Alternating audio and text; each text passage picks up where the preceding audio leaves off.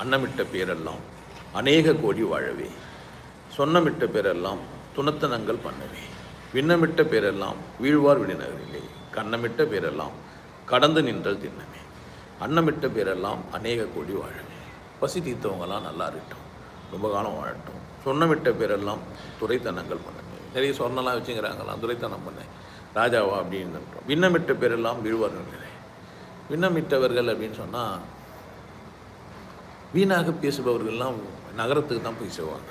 இது மாதிரி விண்ணமிட்ட பேரெல்லாம் நகரத்துக்கு. கண்ணமிட்ட பேரெல்லாம் கடந்து நின்றது.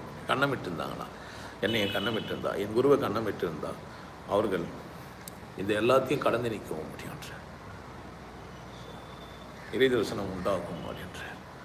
ஒரு ஞானியை கவனிக்கிறதுனால, ஒரு ஞானியை கண்டுபிடிக்கிறதுனால, ஒரு ஞானியை கண்காணிக்கிறதுனால நாமளும் கூட அந்த மாதிரி ஆக முடியும்.